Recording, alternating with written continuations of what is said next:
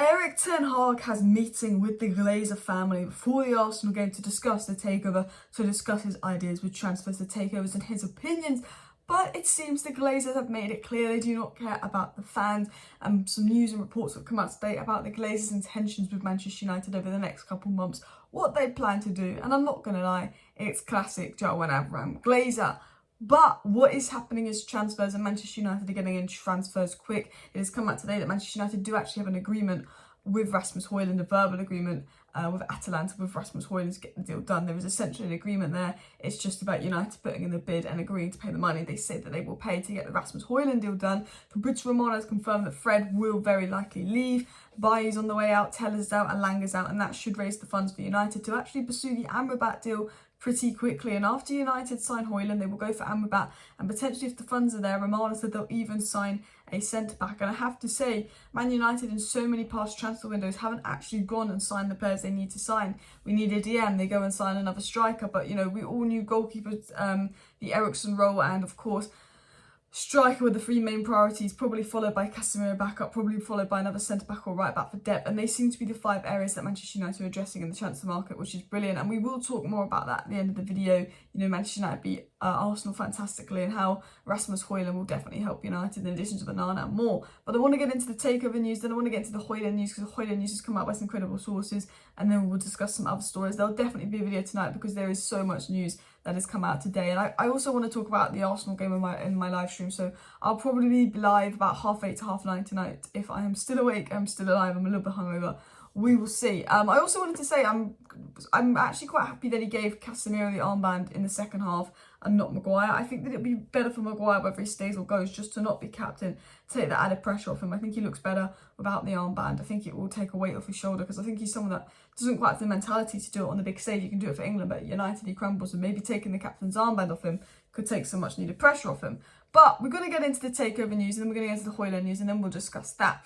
But what was actually said on the takeover? Well, first of all, before Ten Hag even had his meeting with the Glazers to discuss the takeover and transfers, Ten Hag said ahead of his meeting that on the Glazer family, it's a good opportunity to meet them and share ideas. We can talk informally. It's obvious I can give advice and recommendations, but the decision is on the club. So Ten Hag said, I'm going to speak to the Glazers, give them my advice, give my recommendations, have a chat to them. But at the end of the day, like, that it is their decision. That it's their decision on what to do with the club. Ten Hag can only tell them what he thinks, and realistically, they're not going to listen to Ten Hag. They're going to listen to themselves, and that's pretty much what we've been hearing. So it was actually said that Avram Glazer and his wife met Ten Hag briefly before Manchester United training today, and you know, there was a meeting and they had chats, and Ten Hag put some points across. So you're thinking, oh, maybe Ten Hag said, look, sell the club, sign this player, sign that player. Like, that's really going to do much help, because it has come out in the news today, unfortunately, by Laurie Whitwell. And I actually do think, before I even get into the story, I think that this is a negotiation tactic. I think the Glazers are going to try and make it out like they're happy to stay. That's why they're delaying the deal. I think they're going to start putting out news that they're happy to stay.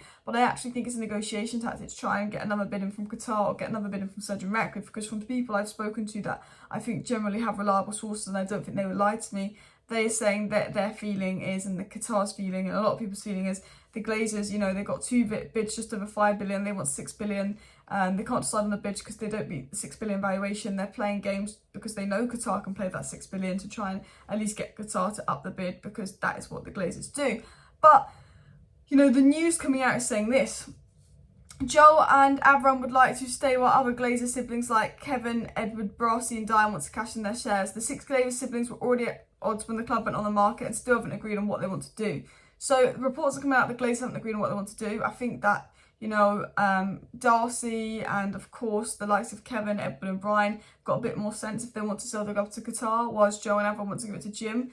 You know, we spoke about this a month ago on the channel. Joe and Avram like the idea of Sir Jim having some power in the club. The other Glazers want to cash in their share and give it to Qatar. We actually know one of the delays is because the Glazer family can't make up their mind. They can't decide. Joe and Avram, though it's more difficult to give it to Sir Jim because there'll be a legal battle. The other 4 siblings want Qatar, want it done, want it out of the way. And the only reason Joe and Avram will accept Qatar is if they put in another higher bid, because Qatar and Sir Jim's bids in the same water. If they want Qatar to bid just under 6 billion or around 6 billion, and then they'd be willing to accept the Qatar bid, because there's not much between Qatar's and Sir Jim. So Joe and Avram want the Qatar bid to be significantly better than Sir Jim's, so they can choose Qatar's because they are leaning towards Sir Jim's, because they've got the prospect and power of potentially staying at Manchester United. But when you've got to imagine that Qatar have got to spend another 2 billion on investment and another billion clearing this out on top of their bid, I think a bid just over 5 billion from Qatar is a very fair bid. And I think the Glazers are putting out stories that they're interested in staying. They're not that bothered of selling right now. I think it's a tactic to scare Qatar into putting another bid, in all honesty. I think it's all about getting money out of Qatar. It makes no sense for them to stay. They can't make the money they used to make. They can't take out dividends like they used to, unless they get investors that give them loads of money to get the squad winning trebles in Premier Leagues and Champions Leagues each season. But under the Glazer management, that's probably not sustainable at United. You could have one good season and we have a crap one. There is a feeling that Glazers could stay because they like Ten Hag's project. They think that if Man United go back on track, they could generate money. But realistically, it makes no business sense for the Glazers to stay. And the feeling from a lot of people is they're putting out reports that they want to stay and they're delaying it as a try and scare Qatar or Sir Jim into thinking they want to stay to see if they can get an even higher bid, thinking they don't want to sell to draw out a higher bid because they're not super happy with the bids. It was also said as well by Samuel Lutkos, faced with the impatience of fans, a well-placed financial source familiar to the Glazer family said they don't give an F. A well-placed source close to the Glazer family said they don't give an F about the fans. They don't give an F that the fans are frustrated on the takeover. They don't give an F that the fans want them out. A well-placed source close to the Glazer family has said they don't give an F. And am I surprised? No. Did I ever feel they give an F? No. Of course they don't give an F. They don't invest when we need investment. They had Woodward running the club for 10 years. They took 30 million out in dividends 2 Januaries ago. Didn't back managers. Yes, they've spent 1.4 billion since Sir Alex Ferguson's left, but they let Woodward spend that 1.4 billion on the wrong kind of players that the manager didn't want. They let morons run the club so they could just continue taking out the dividends. Of course they don't give an F. And the story was finished off by Avram Glazer as he was walking out of the game, was asked on the Takeover. An interview went up to Avram Glazer and asked on the Takeover, and he said, I'm just here to enjoy the game. So he doesn't give a crap. He just came to enjoy the game. He just came for some PR. Ten Hag's had a chat with him. That's not going to change their mind up. The Glazers can't decide. The Glazer siblings can't decide on the Takeover, and they're trying to delay it to get more money out of Qatar. It's pretty obvious that's what's going on the Takeover front.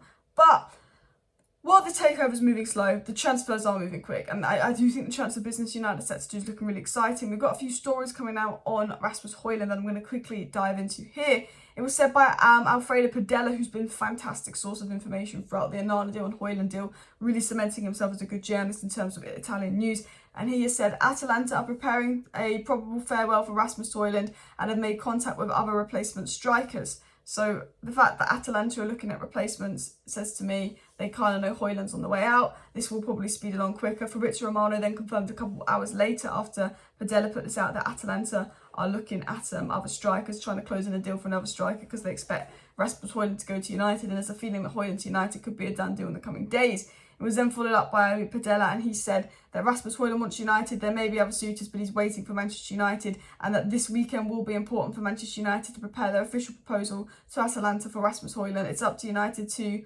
hurry and present an offer of €60 million guaranteed fee plus add-ons. But what's really interesting about the story is he said Rasmus Hojlund only wants United. He's got other options, but he's said on United that's what he wants. But United have got to speed along with this deal, stop other suitors coming, and they will have to give at least €60 million up front plus add-ons. I think we could get a deal done for €60 million up front, which is £50 million, which I think is a pretty good deal considering Atalanta were originally asking for £70-80 million.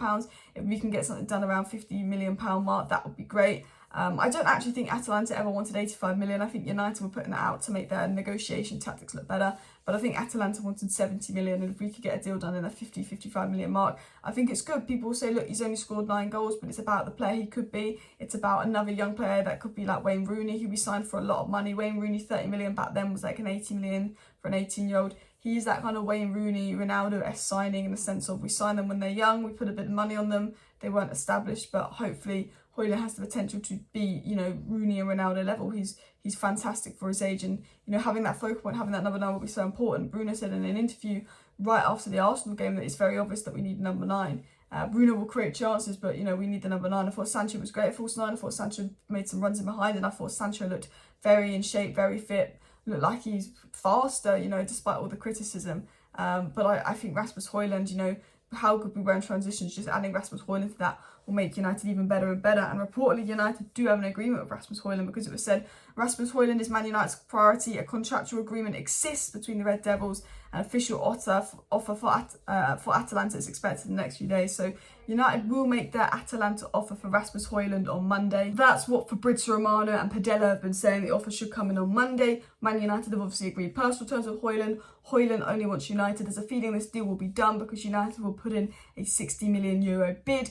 It might be rejected, then they might have to put a second bid in, but there is verbal agreements between United and Atalanta to try and get the deal done. There's obviously a personal terms agreement between Hojlund and Manchester United. I think Hojlund to United will move quick. Ten Hag is very much talking about, we've identified the striker we want, we just need to sign him. Bruno Fernandes coming out saying obviously we need to get that striker signing in now. I think the fact that we've managed to move Alanga on, Telles on, I think Bailly is going to go in a minute. We obviously, Dean Henderson will be moved on. We're actually making money through sales as well. We'll free up the money. The money we've made through sales will essentially be enough to sign Amrabat. But I think, you know, we can get Hojlund and Nana amount for that 150 million budget, which is the budget United have for the summer. And the money we make through sales can easily raise the funds for Amrabat. The money we save in wages can also free up a bit of spare money, because it is said by Romano, potentially United late in the window could move for a centre-back.